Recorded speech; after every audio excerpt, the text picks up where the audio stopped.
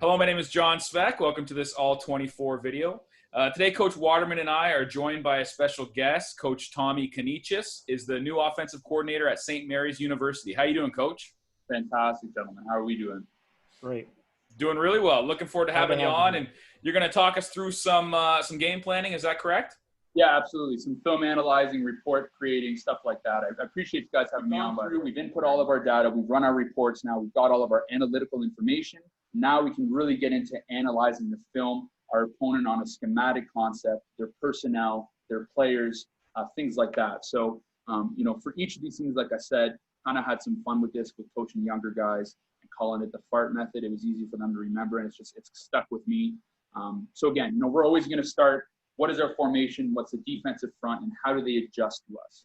So, our motions, how does the defense adjust to it? Again, why are they doing it? We know what their motions are now through our reports.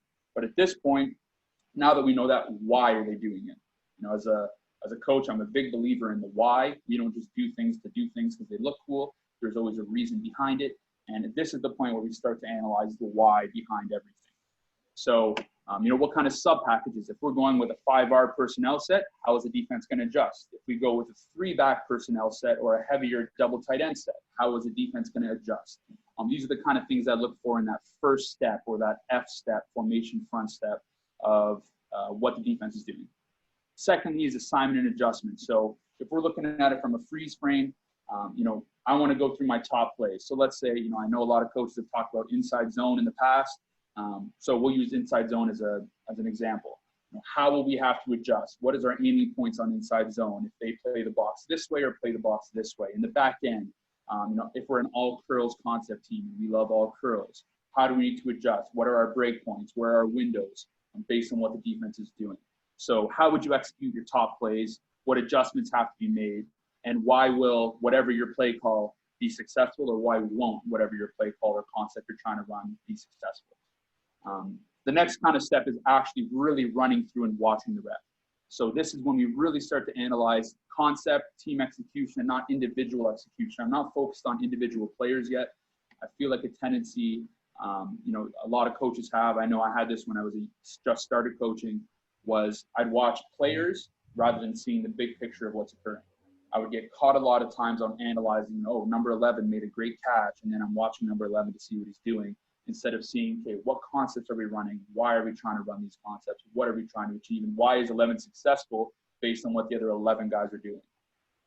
And then from that point, identify opponent schemes, their personnel usage, cohesion. So, do they have a guy who's consistently breaking coverages? Do they have a guy who, he's a high man, he's supposed to be the high man, but he likes to play a little bit aggressive and try to break down on the ball? Do they have a linebacker who's a little more excited to jump into the box and fill the gap, which we can catch on some kind of play action or RPO scheme? Things like that. And that's when the actual rep watch comes in. And then the last one I would break down is technique and talent. The T in the FAR method would be technique and talent. So this is where we actually start to analyze our players and opponents' players. So if I'm going through our game after Saturday afternoon and we're meeting on the Sunday morning to talk about our game from yesterday, the T is where we really start to break down and coach up our players individually on how to become better. Or on the opposite end of this, if I'm a player watching film, prepping for a game this week, okay, this is where I watch whoever that D end is in front of me, whoever that corner is in front of me, and start to analyze his technique, his ability, his strengths, his weaknesses, what he likes to do, and again, why he likes to do it. So these are kind of the ways that I like to break down film. It can be time consuming, but once you kind of rep it over and over and over, it becomes a lot smoother and easier for you to operate. Any questions with that stuff, guys? Yeah, I had a thought, maybe Coach Waterman as well, but one of my thoughts, just for coaches watching this, you're inputting all this data. It's great stuff. You're getting a good sense of your opponent and their adjustments. How do you think that's carried over now onto game day? There's so much information there and so many different variables that you've analyzed. Now on game day, when things, as you know, are happening really fast, how do you think that translates into your play calling? Yeah, so I'm a guy, obviously, as a coordinator, when you're trying to prep plays, I don't have time to look at a sheet and see what the report says. So I'm a guy, I'll have somebody next to me letting me know, hey, tendency on this. If we find a tendency that is very, very high, for an example, if, when I was in the OUA, we played a team where they really liked +1 on second and medium. They would try to +1 pressure us, cover 0 in the back end. And we found a lot of tendencies on when and why they would do it based on field zone and D&D. So I'd have the coach next to me ready to kind of prep me. Hey, coach, we got to expect this. So now that I'm prepped for that, I can kind of analyze it in my play call sheet. It takes a lot of trust with your assistant coaches, but it also takes some youth from us. We got to get them prepped for it and have them involved in the reporting process, getting them ready, really understanding our opponent. Okay. Yeah, and just is there a certain spot where you think, okay, we can tell our players this from a percentage of tendency, or some stuff is coaches' information, some stuff is we don't want to share? How do you approach that? I'm a big believer that we all fall victim at some point of overcoaching. It's easier to overcoach than it is to undercoach. I'm a big believer that I want to find, if it's really concrete data, something that is a huge tendency for us, like I used the example of that +1 pressure. When we know when it's going to come for the most part, 70+% of the time, when this is going to come. I'll prep the guys for that. If there's certain blitzes that are unique to what we've seen before, certain coverages that are unique to what we've seen before, we'll really take some extra time to prep for that. I give our guys every week a scouting report, an opponent scouting report. I have them fill in the actual personnel themselves, but I'll give them kind of these reports. Here's the numbers of D&D field zones, what to expect from our opponent. A couple screenshots of it as well, just so they can visually see it. I'm a visual learner like most football guys, so give them that opportunity to kind of see it visually as well. That's great. I didn't have anything else, Coach, unless you did. If you want to get to the film. Yeah, let's do it. Let me pop this up here. So like I was saying earlier, I think since our colors don't get the opportunity to clash this year, we'd have a little bit of fun with it and watch last year's, just to kind of go through, like I talked about, that FART method of film. So, we watch this in a freeze frame situation. So we'll start off right away, seeing how is the offense set. So we can see the offense is in a 32 set, one back, perfect.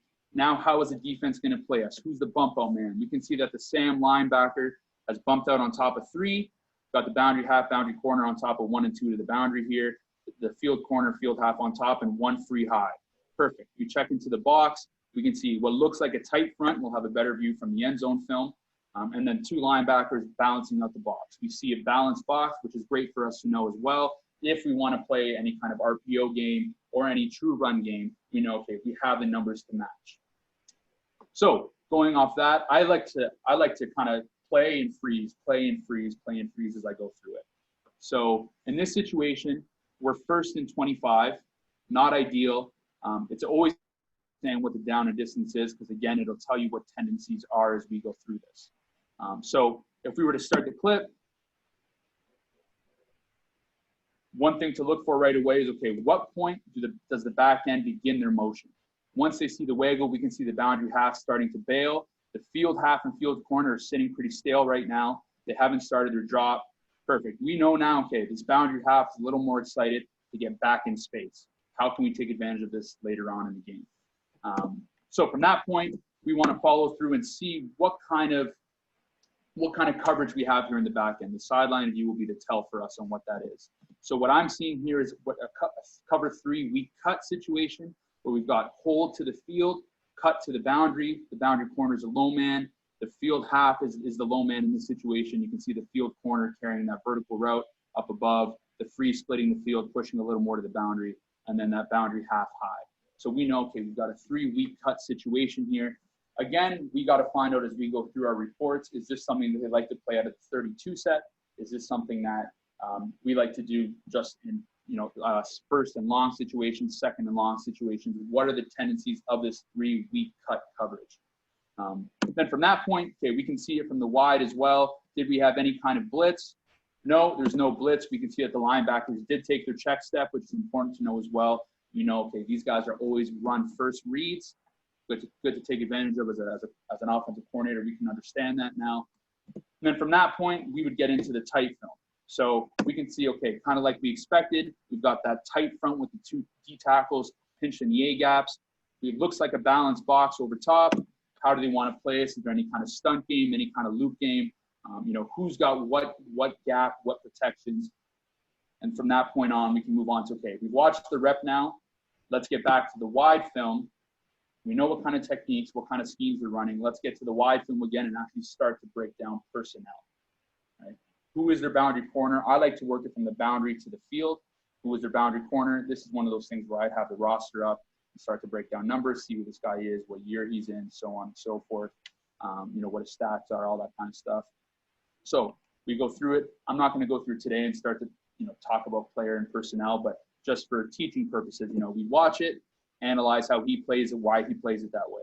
Again, if we were to watch his boundary half, we can see, okay, he likes to bail a little bit earlier. He knows he's the high man. He wants to make sure he's not beat over top. Good to know, right? The free's a little more patient with it. You can see the Sam squeezing down in the box a little bit. His eyes come across to number 3. Good to know. All those little things. And then, like we talked about, if we get to the tight film, okay, what are these pass rush moves? You know, are these linebackers consistent in their check steps? Is this guy great with his hands? Is he great with his leverage? Is he a speed rusher? Is he a power rusher? All those different things that kind of go into our personnel scouting report. So that's kind of how I would break down just a regular play. You know, I've got the tags up here because I've gone through and input this data already. But again, if we follow through with the film, okay, now we're in a first and 10 situation. The offense is what I would call still a 32 set, even though they've added some bodies into the box through motion. Unfortunately, this clip doesn't really start. The motion's already begun once this clip has begun. But we can see, okay, with our F in our fart method, who's chasing number 3 coming across the box? Are they chasing? Are they spinning? Are they bumping? We can see the chase game occurring here. Okay, again, we got to get into why is this happening? Is this consistent? Is this something that you know, Coach Beck has done for St. Mary's, or is it something he does consistently? You know, little things like that for us to prepare for our opponent. At that point, okay, we can see, we continue through it. We look at our front. It's tough to tell from the wide film what our front is. I've got a tag here as a 4-3 wide. We'll see once we get into the tight, the end zone view. Yeah, I mean, the next thing is our assignment, right? If we want to run our inside zone, how would we do it? If we want to run our curls concept, how would we do it based on our pre-snap alignment here in the back end? Do we like the curls concept? Would we rather attack vertical over the top? You know, do we want to go with the bubble or hitch game underneath? You know, where are we more successful based on this pre-snap alignment? And not only that, now that we know that this linebacker, the Sam, is going to chase number 3 across the box, okay, perfect. We understand that. If we want to run inside zone, maybe we're going to get good idea to run him across the box, go opposite, or with our counter game, or whatever it is in terms of our assignment, right? And then again, from that point, you watch the rep. Okay, what kind of coverage are we seeing in the back end? It looks like a man cover 1 in the back end. We do have a blitz on, it seems, as well. Okay, what kind of blitz do we have? Again, if we go to the tight film of it, we can see that we got a 4-3 wide as we go through, again, that F process, formation in front. You know, we can see they've got that 4-3 wide. As we add into the box, they're going to add in to try to balance as well. From that point, again, we can talk about our assignments. If we're running inside zone, trap, power, whatever it is, how would we attack this wide look with these linebackers skinnied up inside between the A-gaps?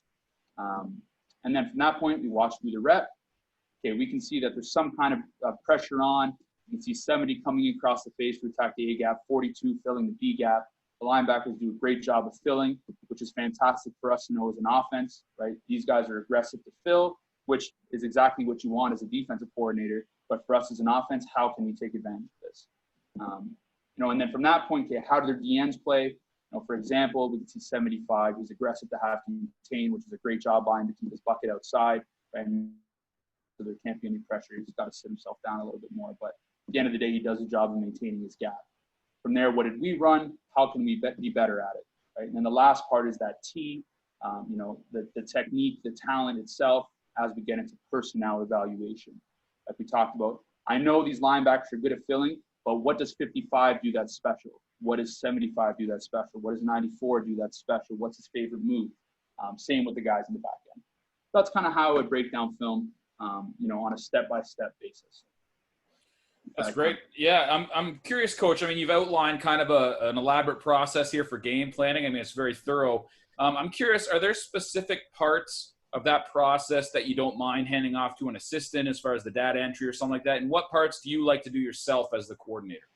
I think I definitely like to pass off the data entry. It can be tedious, and especially as you're trying to get your game plan ready, it's very time consuming. So definitely something I'd like to pass off to the assistants, but it is something that I kind of make sure I hold myself accountable to in terms of really reading the reports.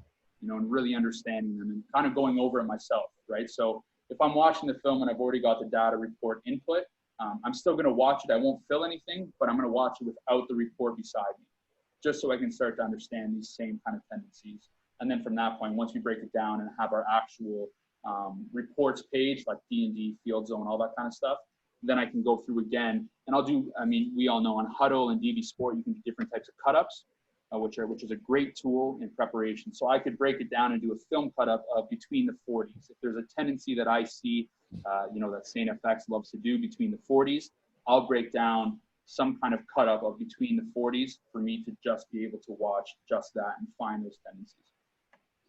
And Coach, how do you sort of approach a pivot? Like, you know, you come in there and you expect to see a certain tendency or adjustment. And then, of course, that team's preparing as well on the other side of the ball, and you don't get exactly what you see. Do you have people looking for certain things off of those things? And how do you adjust on that?